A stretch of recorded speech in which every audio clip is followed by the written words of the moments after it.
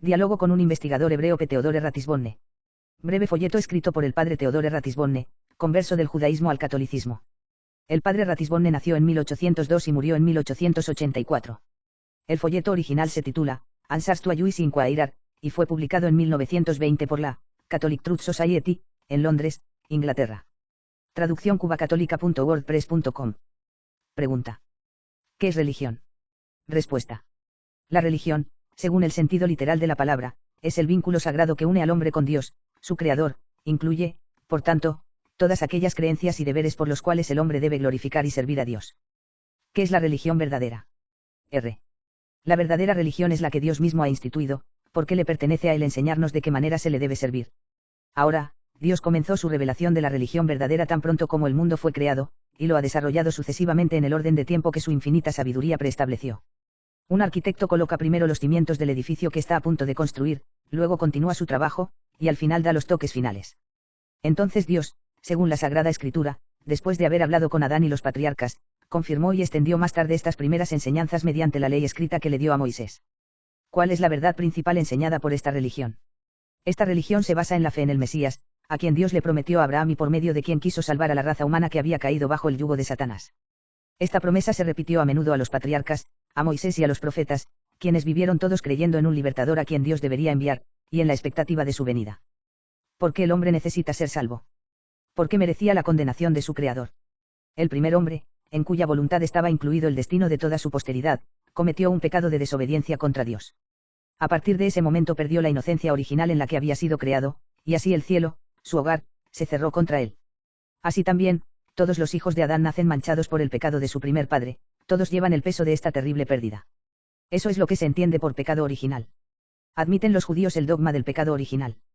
Todos los pueblos del mundo atribuyen los males y flagelos que afligen a la naturaleza humana a alguna caída primitiva, pero a los judíos especialmente el misterio de esta caída ha sido revelado en las Sagradas Escrituras, porque además del tercer capítulo del Génesis, Job en su capítulo 14 declara que los hijos de los hombres yacen bajo alguna maldición.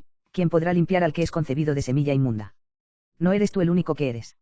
Job 14, 4. El rey David, anulando el lamento de todo el género humano, clama en el Salmo 50, porque aquí, en iniquidades fui concebido y en pecados me concibió mi madre. Sal 1, 5. Se puede probar que el hombre está realmente caído.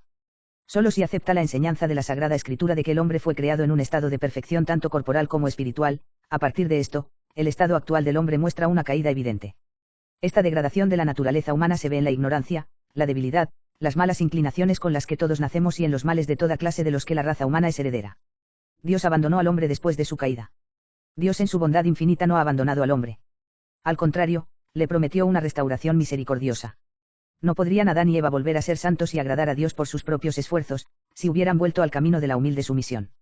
No, era imposible para el hombre volver a la gracia por sus propios esfuerzos, o establecerse por sus propios méritos en ese estado de santidad del que había caído. Solo Dios, que le había dado gracia en su creación, podía devolvérsela. Además, ¿cómo podría el hombre ofrecer una reparación suficiente a la infinita majestad a la que había ultrajado? ¿Y cómo pudo Dios aceptar tal reparación de una criatura manchada por el pecado? ¿Cuáles son entonces las condiciones de la salvación? La salvación del hombre, entonces, solo podría ser lograda por Dios mismo. Por eso fue prometido el Mesías Salvador. ¿Cuándo hizo Dios esta promesa? La promesa de un Mesías Redentor se hizo inmediatamente después de la caída de Adán. Dios dijo: pondré enemistades entre ti y la mujer, y entre tu simiente y su simiente, te aplastará la cabeza. Gen 3, 15. Esta promesa se repitió a menudo en las Sagradas Escrituras, y la mayor parte de las profecías se refieren a él. ¿Cuáles son las principales profecías que se relacionan con el Mesías? Toda la Biblia habla del Mesías y revela no solo su venida al mundo, sino también el tiempo, el lugar y los pequeños detalles de su vida y sacrificio. Aquí, sin embargo, se encuentran algunos de los textos principales. Dios le dijo a Abraham: en tu simiente serán benditas todas las naciones de la tierra. Génesis 22, 18. También le dijo a Isaac: en tu simiente serán benditas todas las naciones de la tierra. Génesis 26, 4. Le dijo a Jacob: y en ti y en tu simiente serán benditas todas las tribus de la tierra. Génesis 28, 14. Jacob, al morir, bendijo a sus 12 hijos, que estaban destinados a ser los padres de las tribus de Israel, pero profetizó que el Mesías vendría de la tribu de Judá. Judá, a ti te alabarán tus hermanos, los hijos de tu padre se inclinarán ante ti. No le será quitado el cetro, ni el príncipe de su muslo, hasta que venga el que ha de ser enviado, y será la esperanza de las naciones. Génesis 49, 8 a 10. Moisés dijo en Deuteronomio: el Señor tu Dios te levantará un profeta de tu nación y de tus hermanos como yo, a él oirás, Deuteronomio 18, 15. Por estas evidencias y otras, que todos los judíos han aplicado al Mesías, se puede probar que los patriarcas esperaban al Redentor. Además, las instituciones y las ceremonias de la ley de Moisés, e incluso los eventos en la historia de los judíos, fueron como figuras proféticas de la historia del Mesías y una preparación para su venida. ¿Cuáles son los profetas de Israel que predijeron las circunstancias de la misión del Mesías? David, Isaías, Daniel, Miqueas, Jeremías y, en general, todas las escrituras hablan en tono claro y solemne del Salvador que ha de venir. Lea especialmente los Salmos 2, 20, 40, 69, 72, 110, su tema es el Mesías. Si David y Salomón se mencionan en ellos es solo porque sus reinados prefiguran su reino, porque estas profecías también contienen características que solo podrían aplicarse a él. Isaías profetiza con estas palabras el nacimiento del Mesías, porque un niño nos ha nacido, y un hijo nos ha sido dado, y el gobierno está sobre su hombro, y su nombre será llamado Admirable, Consejero, Dios Poderoso, el Padre del mundo venidero, el Príncipe de la Paz, Is 9, 6. Y saldrá una vara de la raíz de Isaí, y una flor brotará de su raíz. En aquel día la raíz de Isaí, que está por estandarte del pueblo, le suplicarán los gentiles, y su sepulcro será glorioso, Is 11, 1 y 10. En otro pasaje dice, he aquí que la Virgen concebirá y dará a luz un hijo, y su nombre se llamará Emmanuel, es decir, Dios con nosotros, Is 35, 4 a 5. Y, finalmente, clama, derramad rocío, cielos de arriba, y lluevan las nubes a los justos, se abra la tierra y brote un Salvador, y brote aún a la justicia, Is 45, 8. El profeta Miqueas nombra incluso la ciudad donde nacerá el Salvador, y tú, Belén Efrata, pequeña eres entre los millares de Judá, de ti me saldrá el que será el gobernante de Israel, y su salida es desde el principio, desde los días de la eternidad, Miqueas 5, 2. El profeta Ezequiel tiene estos otros dichos notables, así ha dicho Jehová el Señor, he aquí, yo mismo buscaré mis ovejas y las visitaré, y otra vez, y pondré un pastor sobre ellos, y él los apacentará, mi siervo David, los apacentará, y él será su pastor, Ezequiel 34, 11, 23. Cuando Ezequiel hizo esta profecía en el nombre de Dios, David llevaba mucho tiempo muerto. Por lo tanto, no hay duda de que se refieren al Mesías, de quien David fue el tipo y el antepasado. La profecía de Daniel, cap 9, es famosa, porque allí parece estar fijada la fecha misma del advenimiento del Salvador. También se podrían citar los libros de Jeremías, Zacarías, Malaquías y otros profetas, porque al volver a estos pasajes se encontrará que todos, con voz unánime, saludan el día en que Dios cumplirá sus promesas. Se ha cumplido entonces realmente la promesa divina. Se realiza fielmente en Jesucristo, como puede ser probado tanto por el Antiguo como por el Nuevo Testamento, y también por el testimonio de la historia, tanto sagrada como secular, y el testimonio de millones de hombres y mujeres durante los últimos 1900 años. Pero no es cierto que los discípulos de Jesucristo han hecho inserciones en el texto del Antiguo Testamento. Los libros sagrados del Antiguo Testamento siempre han estado en posesión de los judíos, quienes los han conservado intactos hasta el día de hoy con la mayor reverencia y cuidado. Es evidente que no es probable que los judíos dispersos por todo el mundo hayan aceptado entre ellos libros que habían sido falsificados por cristianos y que contenían su propia condena. Es en estos manuscritos, conservados con cuidado religioso en todas las sinagogas del mundo, donde se encuentran los textos que hemos citado. Dado que estos textos son tan numerosos y tan claros, porque los judíos no creían que Jesucristo era el Mesías. No es absolutamente cierto decir que los judíos no reconocieron a Jesucristo como el Mesías, porque los apóstoles y los primeros miles de discípulos que componían la iglesia primitiva en Jerusalén eran todos judíos. Es a través de los judíos que la fe de Jesucristo se ha extendido por todo el mundo. Pero mientras la mayor parte de la nación se adhirió al Salvador, un gran número se volvió contra él y dejó de ser el pueblo elegido por Dios. Esto también había sido predicho por los profetas. ¿Qué profecías anuncian la incredulidad de los judíos? Moisés pronunció bendiciones sobre los fieles y terribles maldiciones sobre los incrédulos. A estos últimos en particular, les dijo, el Señor te hiere con locura, ceguera y furia mental. Y andarás a tientas al mediodía, como suele andar el ciego en la oscuridad, y no enderezarás tus caminos, Deuteronomio 28, 28 a 29. Así habla Isaías de la ceguera de los judíos infieles, buscamos la luz, y he aquí tinieblas, resplandor y en tinieblas hemos caminado. Hemos buscado a tientas la pared y, como ciegos, hemos buscado a tientas como si no tuviéramos ojos. En mediodía tropezamos como en tinieblas, estamos en tinieblas como muertos, porque pecamos y mentimos contra el Señor, nos apartamos, de modo que no fuimos en pos de nuestro Dios, sino que hablamos calumnias y transgresiones, Isa 59, 9, 10, 13. En el capítulo 53, el mismo profeta nos revela una de las causas de esta incredulidad. Después de haber anunciado en el capítulo anterior el reinado del Mesías, comienza así, ¿quién ha creído a nuestro anuncio? ¿Y a quién se revela el brazo del Señor? Y crecerá como planta tierna delante de él, y como raíz de la tierra sedienta, no hay hermosura en él, ni hermosura, y lo hemos visto, y no había líneas de visión, para que lo deseáramos. Despreciado y el más abyecto de los hombres, varón de dolores y conocedor de la enfermedad, y su mirada era como escondida y despreciada, por lo que no le estimamos. Por cuanto su alma se afanó, verá y se llenará. Es necesario leer todo el capítulo, es un relato, dado muchos siglos antes, de los sufrimientos y muerte del Mesías, y también de la gloria que sería fruto de ellos. Isaías declara además en el capítulo 50 el repudio de la sinagoga infiel. Así dice el Señor, ¿qué es esta carta de divorcio de tu madre con la que la he despedido? ¿O quién es mi acreedor, a quien te vendí? He aquí, eres vendido por tus iniquidades, y por tus maldades he despedido a tu madre. Porque vine y no había un hombre, llamé y no hubo nadie que oyera. Daniel, después de haber fijado el tiempo de la venida del Mesías, agregó que sería condenado a muerte, y que el pueblo que lo rechazara ya no sería el pueblo de Dios. Dan 9, 26. En resumen, los profetas predijeron la dispersión de los judíos por todo el mundo, sin rey, sacrificios, altar o profetas, siempre esperando la salvación y no encontrándola. Pero también anuncian su regreso y su conversión hacia el final de los tiempos. Esto es lo que dice Oseas, porque los hijos de Israel se sentarán muchos días sin rey, sin príncipe, sin sacrificio, sin altar, sin efod y sin serafines. Y después de esto, los hijos de Israel volverán y buscarán al Señor su Dios y a David su rey, y temerán al Señor y a su bondad en los últimos días. Oseas 3, 4, 5. Si la mayor parte de estas profecías se han cumplido visiblemente, hay una, sin embargo, que parece contradecirse por los hechos, porque no es correcto decir que los judíos no tienen templos. Tienen templos en muchas ciudades e incluso sacerdotes que se llaman rabinos y ministros.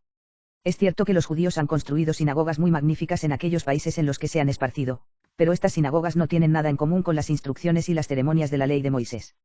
Tienen un altar falso, pero no se ofrecen sacrificios sobre él, tienen rabinos, pero los rabinos no tienen consagración sacerdotal y, por lo tanto, no son sacerdotes. Según la ley de Moisés, solo los hijos de Aarón fueron admitidos al oficio sacerdotal, con exclusión de todas las demás tribus de Israel, pero en la elección de los rabinos no se tiene en cuenta esta ley sagrada. Esta es la prueba de la ley de Moisés: pondrás a Aarón y a sus hijos sobre el servicio del sacerdocio, el extraño que se acerque para ministrar, morirá. Num 3, 10.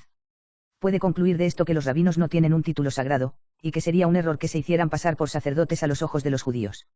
En cuanto a los hombres que se llaman ministros oficiantes, solo son cantantes contratados que no se distinguen del resto de los fieles excepto por la calidad de sus voces. Solo más o menos recientemente han sido llamados ministros, originalmente para conseguirles alguna ayuda del Estado. Admito la caída de los judíos desde un punto de vista religioso, pero si son honestos y viven piadosamente, no pueden ser salvos sin creer en Jesucristo. No hay salvación posible excepto a través de Jesucristo, porque dado que el pecado original ha privado a toda la humanidad de la gracia, todos necesitan tanto el remedio como el médico. Además, la repetida profecía del Mesías en el Antiguo Testamento habría sido vana y superflua si el Salvador no fuera absolutamente necesario para la salvación de la humanidad. En consecuencia, un hombre no puede tener verdadera religión ni verdadera felicidad en este mundo y en la eternidad si no cree en el Salvador Jesucristo. No es difícil creer que Jesucristo fue el más santo de los hombres y que enseñó una moral divina, pero dudo en admitir su divinidad. Si Jesucristo hubiera sido simplemente, al más santo de todos los hombres, no habría permitido que la gente lo adorara, porque esto habría sido una idolatría peor que cualquier otra que él abolió. Y si enseñó una moral divina, no podría haberla fundado en ilusiones y falsedades. Pero desde que Jesucristo declaró positivamente que su nacimiento era desde la eternidad y su naturaleza divina, desde que fue solemnemente reconocido, proclamado y adorado como Dios por sus discípulos, y por último, dado que el cristianismo, como se ha enseñado y practicado durante 19 siglos, se basa en la divinidad de Jesucristo, hay que creer que Jesucristo es el Hijo de Dios o que fue un charlatán que engañó al mundo entero. Antes de preguntar por esas palabras de Jesucristo que establecen su divinidad, me gustaría saber si el Antiguo Testamento enseñó que el Mesías por venir sería Dios mismo. Los libros del Antiguo Testamento, especialmente los Salmos de David y los libros de los profetas, revelan la divinidad del Mesías. Abundan los textos, solo citaremos los principales. David habla así: el Señor dice a mi Señor, siéntate a mi diestra, hasta que ponga a tus enemigos por estrado de tus pies. Sal 109, 1. El pasaje de Isaías, cap 9, que ya hemos citado, no se aplicaría a un Mesías que era solo un hombre, porque el profeta lo llama Dios poderoso, Padre del mundo venidero, Príncipe de paz. De él habla Isaías en el capítulo 7, la Virgen concebirá y dará a luz un hijo, y su nombre será Emmanuel, Dios con nosotros. Esta magnífica profecía concuerda con lo siguiente: Dios mismo vendrá y te salvará. 35, 4. Voz del que clama en el desierto, preparad el camino del Señor, enderezad en el desierto las veredas de nuestro Dios. Di a las ciudades de Judá: he ahí vuestro Dios. He aquí, el Señor Dios vendrá con fuerza. 40, 3, 9, 10. El Señor de los ejércitos es su nombre, y tu Redentor, el Santo de Israel, será llamado Dios de toda la tierra. 54, 5. El profeta Zacarías revela la divinidad del Redentor de la humanidad en estos términos: canta, alaba y regocíjate, oh hija de Sión, porque he aquí, vengo y moraré en medio de ti, dice el Señor. 3:10.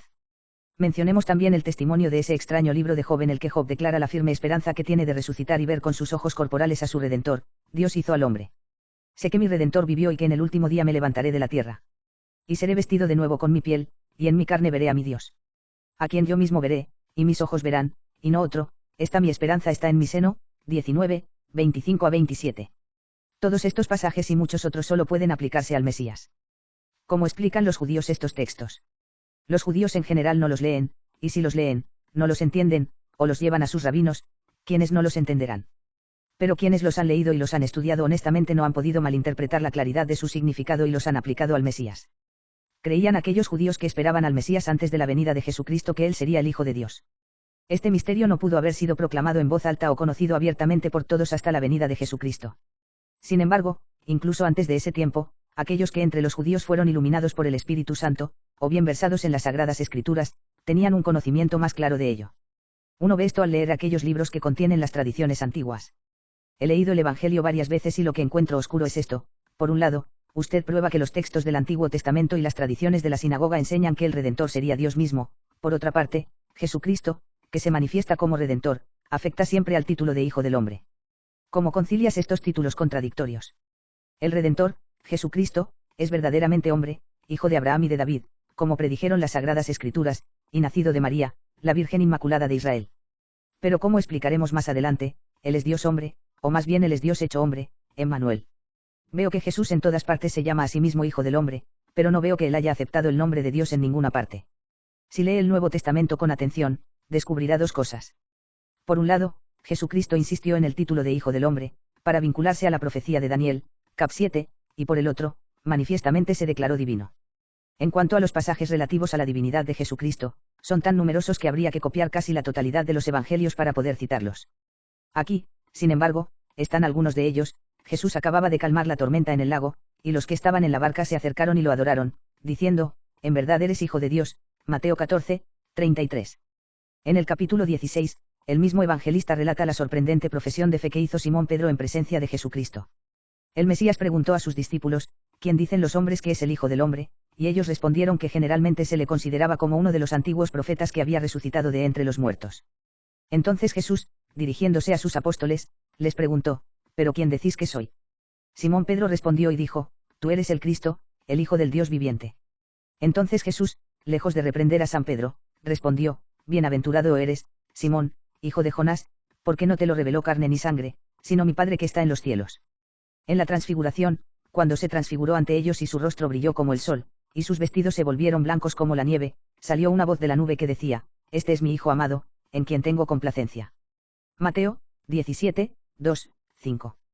Cuando San Lucas cita las palabras que Jesucristo pronunció en la asamblea de jueces, agrega que estos gritaron: entonces eres tú el Hijo de Dios. Y Jesucristo les respondió: ustedes lo han dicho, yo soy. 22, 70. San Juan declara que los judíos buscaron darle muerte, no solo porque había violado el sábado, sino porque dijo que Dios era su Padre, haciéndose igual a Dios. 5, 18. Le dijeron a Pilato: nosotros tenemos una ley, y según la ley debe morir, porque se hizo Hijo de Dios. 19, 7. Yo y el Padre uno somos, dijo Jesucristo. 10, 30. El que no honró al Hijo, no honró al Padre que le envió. La hora viene, y ahora es, cuando los muertos oirán la voz del Hijo de Dios. 5, 23, 25. Jesús les dijo: amén, amén, les digo antes de que Abraham fuera hecho, yo soy. 8, 58. San Mateo cierra su evangelio con estas palabras de Jesucristo a sus apóstoles: por tanto, yendo, haced discípulos a todas las naciones, bautizándolos en el nombre del Padre, del Hijo y del Espíritu Santo. Con el apoyo de estas declaraciones formales de Jesucristo, los apóstoles y discípulos creían firmemente y profesaban abiertamente su divinidad. San Marcos comienza su evangelio así: principio del evangelio de Jesucristo, el Hijo de Dios, y relatando el bautismo de Jesucristo, habla de la voz del cielo que dio el testimonio: tú eres mi Hijo amado, en ti me complazco. 1, 2. Pero es sobre todo San Juan, ese sublime evangelista, quien enseña la divinidad de Cristo de manera tan clara y dogmática. Estas son sus primeras palabras: en el principio el Verbo era, y el Verbo era junto a Dios, y el Verbo era Dios. Él era, en el principio, junto a Dios, por él, todo fue hecho, y sin él nada se hizo de lo que ha sido hecho. En él era la vida, y la vida era la luz de los hombres. Y la luz luce en las tinieblas, y las tinieblas no la recibieron. 1, 1-5. El mismo evangelista nos enseña que Jesucristo es la palabra de Dios, que es Dios mismo, como acabamos de leer. Y el Verbo se hizo carne y habitó entre nosotros, y vimos su gloria, la gloria como del unigénito del Padre, lleno de gracia y de verdad. 1:14. Después de haber relatado las maravillas de Jesucristo, añade, estas cosas están escritas para que creáis que Jesús es el Cristo, el Hijo de Dios, y para que creyendo tengáis vida en su nombre. 20:31. A estos textos y a muchos otros de los santos evangelios deben agregarse los de las epístolas de San Pedro y San Pablo, y los demás libros sagrados del Nuevo Testamento, así como las enseñanzas tradicionales, todas las cuales tienen fe en Jesucristo, Dios hecho hombre, por su fundamento. Los textos que ha citado no permiten dudar de la divinidad de Jesucristo. Pero en ese caso, no es necesario admitir la pluralidad de dioses. Hay un solo Dios, el Dios de Abraham, de Isaac y de Jacob, y en esa unidad reside el misterio de la Trinidad, que a continuación procederemos a considerar. Parte 2. ¿Cuál es el misterio de la Santísima Trinidad? Antes de acercarnos a este dogma sagrado, convengamos de inmediato en que es difícil, de hecho imposible, para la mente humana limitada comprender el infinito. Nosotros, que ignoramos la naturaleza más íntima de las criaturas visibles, ¿cómo podemos hablar de la naturaleza más íntima del Creador? Además, como nuestro lenguaje no puede explicar realmente los misterios que escapan a los sentidos, estamos obligados a tomar prestadas analogías de las cosas de la tierra que solo pueden dar ideas muy incompletas de las cosas del cielo. Por eso, el augusto misterio de la Trinidad, confiado por Jesucristo a la fe cristiana, es ante todo explicación. No debería intentar sondear la divina majestad, pero me gustaría saber cómo la idea cristiana de la Trinidad puede dejar intacto el dogma de la unidad de Dios. Creemos en un Dios, el Dios de Israel, pero sabemos por revelación divina que hay 3 personas en este Dios. Pero recuerde ante todo que la palabra persona aplicada a Dios no debe llevarnos a imaginar ninguna figura corporal o sensible, porque Dios es espíritu puro, y en segundo lugar, esta misma palabra no debe dar una idea de las personas humanas, cada una de las cuales posee un cuerpo y un alma distintos de todos los demás, porque hay un solo Dios, aunque hay 3 personas divinas, porque hay un solo ser infinito que es común a las 3 personas. Pero el Padre, el Hijo y el Espíritu Santo, unidos en la misma naturaleza divina, teniendo una sola esencia y una sola sustancia, son un solo y mismo Dios, un solo y único Dios, un solo e infinito ser, creador y señor de todas las cosas. Me parece que complica la idea de Dios, que es tan simple entre los israelitas. La comprensión más perfecta de este misterio de Dios no complicará realmente nuestra idea de él, excepto en la medida en que se pueda decir que nos sucede lo mismo cuando crecemos en el conocimiento de algún prójimo. Cuando conocemos a un hombre por primera vez tenemos una comprensión muy superficial de él, pero cuando nos habla y se revela, aunque comenzamos a comprender mucho más de él, quizás también podemos decir que nuestras ideas son más complicadas.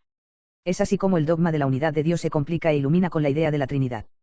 Me asombra que el Antiguo Testamento no mencione este misterio. La manifestación clara y universal de este sublime dogma estuvo reservada hasta la época del Mesías, a quien pertenecía para revelarnos los misterios ocultos de la naturaleza divina. Además, los judíos, rodeados de idólatras y ellos mismos tan inclinados a la idolatría, necesitaban ante todo ser fortalecidos en su fe en el único Dios verdadero, porque podría temerse que una revelación demasiado manifiesta de la Trinidad de las personas divinas les diera una ocasión para adorar a varios dioses. Pero siempre, mucho antes de la época en que el divino Mesías, a través de los judíos, había difundido el conocimiento del Dios verdadero por todo el mundo, la fe judía había incluido la vaga idea de la Trinidad, aún no declarada. Los libros del Antiguo Testamento hablan de la Trinidad.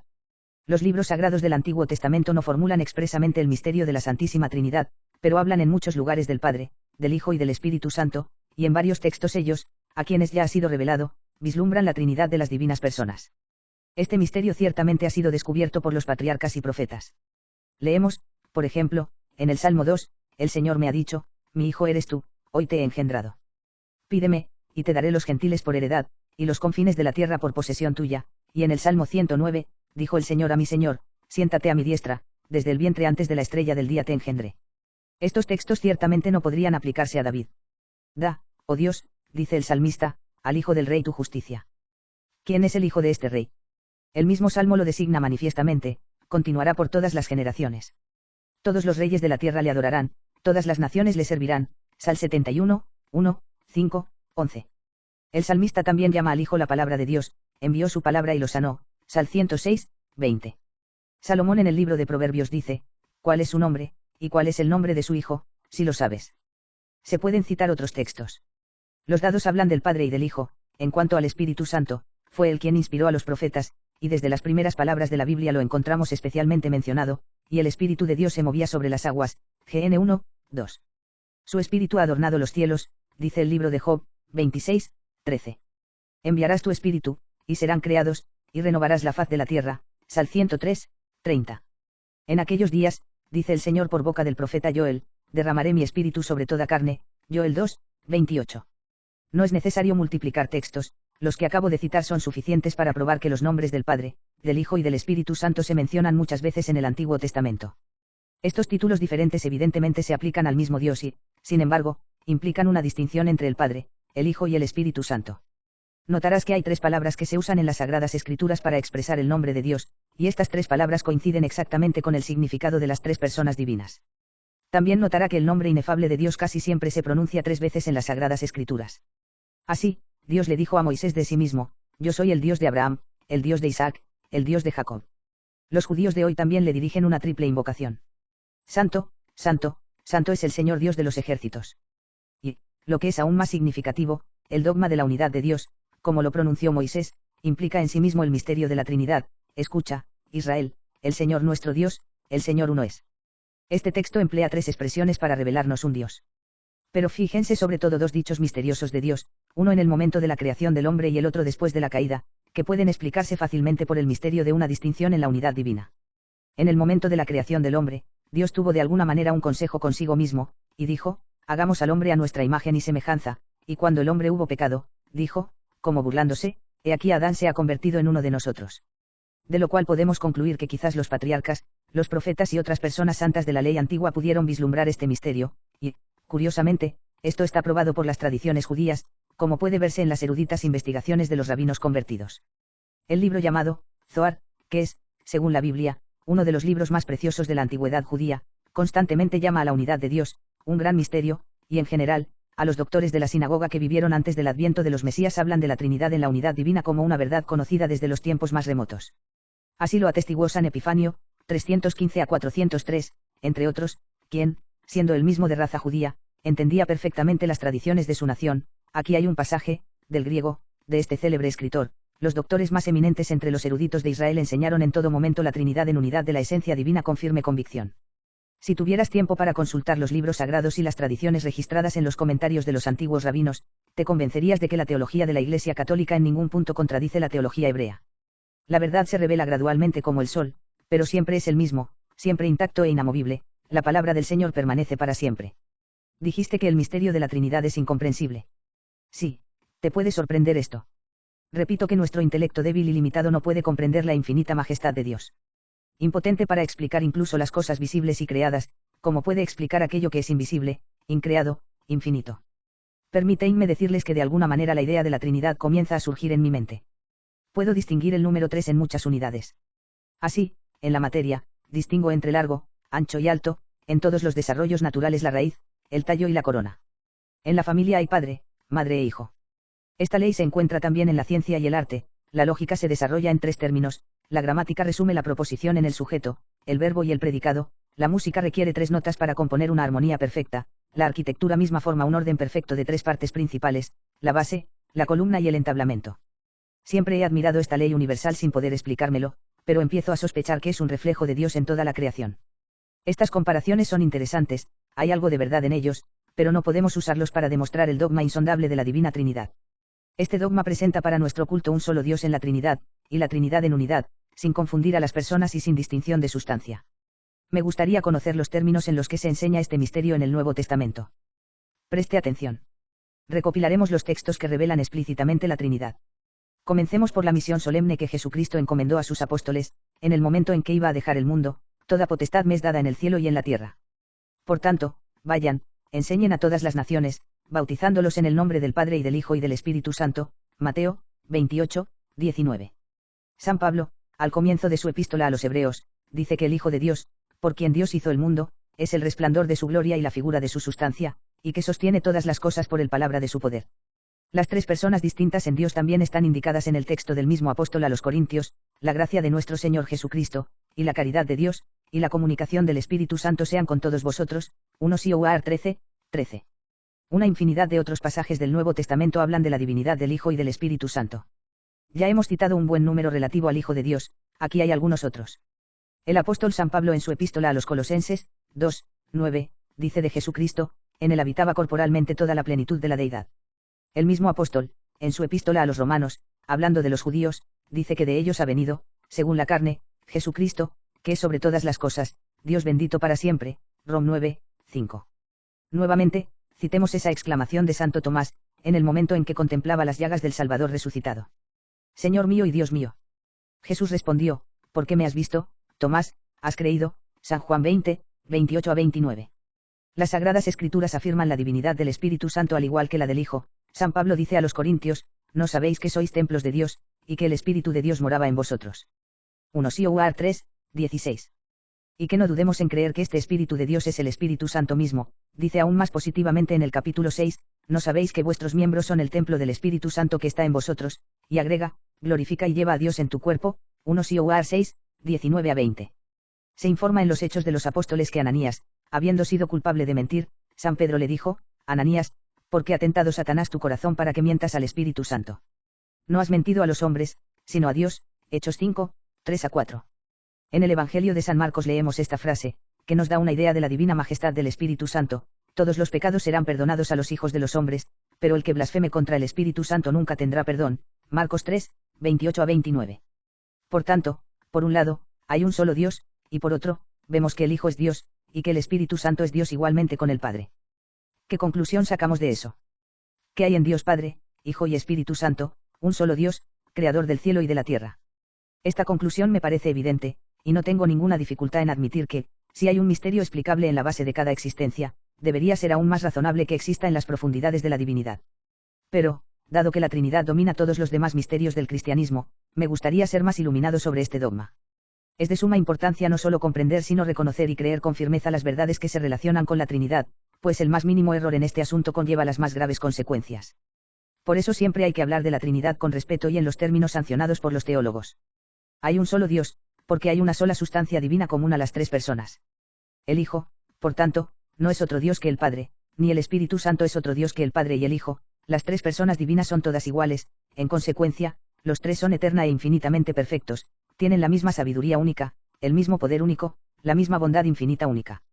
A este respecto, no hay distinción entre ellos son el mismo Dios, Creador y Señor soberano de todas las cosas. Pero en realidad son distintos, está el Padre, el Hijo y el Espíritu Santo. El Padre es la primera persona distinta de las otras dos, porque Él es el Padre, no es el Hijo ni el Espíritu Santo.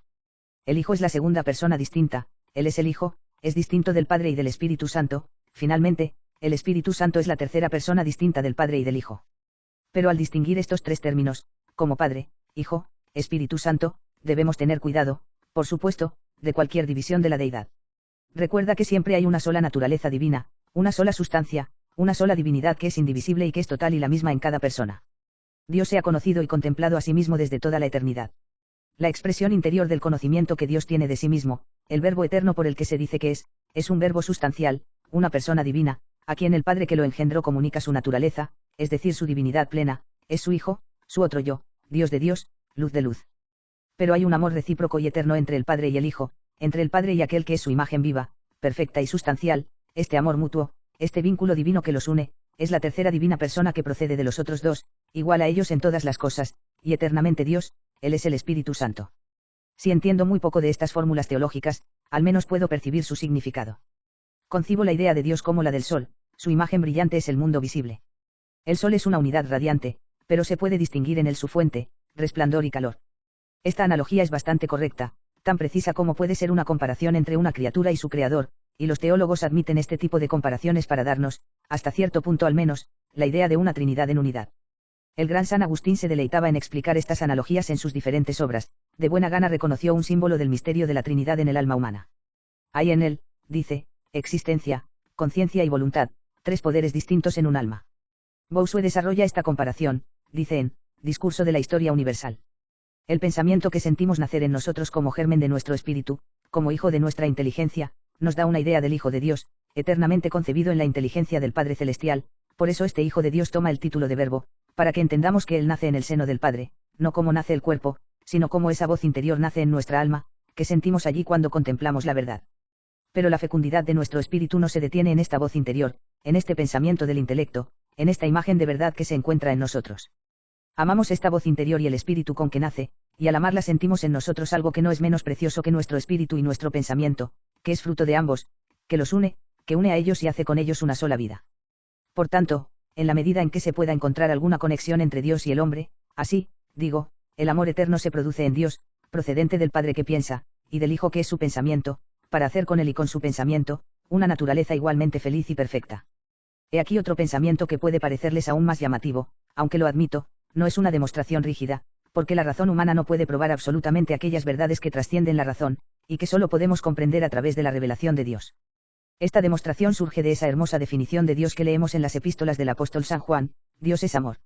Si Dios es amor, debe amar eternamente. Pero, dime, ¿cuál fue el objeto de su amor antes de toda la creación? La creación no fue necesaria, dependía del libre albedrío de Dios.